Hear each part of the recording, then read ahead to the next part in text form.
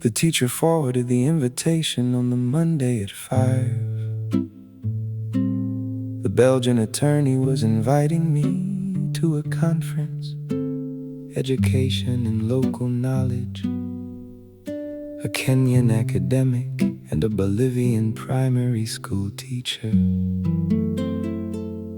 My friend said, "You are going to say yes." I do not know yet. Yes, you are going to say yes. You already know.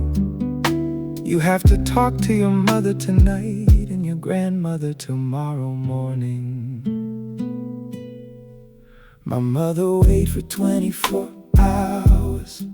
She accepted with 3 conditions: a message every morning and every evening, no initiatives outside the program, and the third one, you will carry the dress. Above the Atlantic, above the Atlantic, she handed me a small folded paper the day before.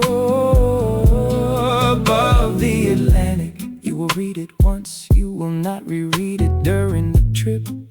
At the end, you will give it back to me, because it is my sentence, not yours. We rewrote the talk 3 times. The first too long, the second too dry, the third with the sentence my friend had suggested that the teacher had approved. I come from a country where most cultures are invisible from Brussels, and I speak of a community that is invisible from the capital. The scales of invisibility nest within one another. The machine that graded my paper reproduced for me in miniature this older invisibility.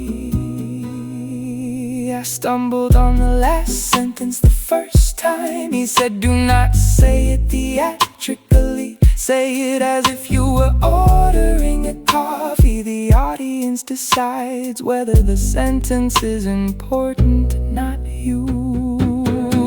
Above the Atlantic, above the Atlantic, she handed me a small folded paper the day before. Above the Atlantic, you will read it once, you will not reread it during the trip. At the end, you will give it back to me, because it is my sentence, not yours.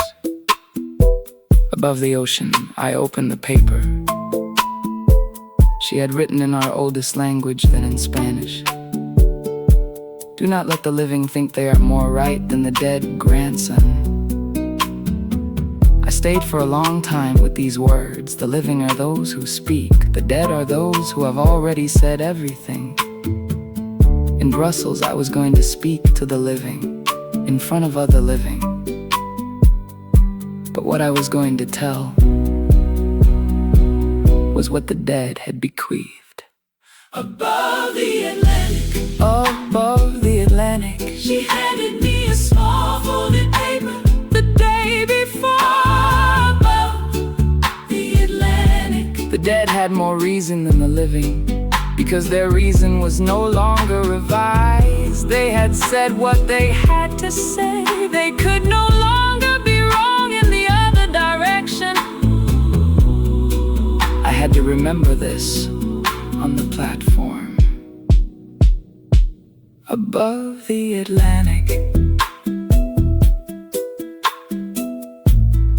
a second-year notebook, a flag 5 centimeters by 8, a folded paper with a sentence in our oldest language. That was enough.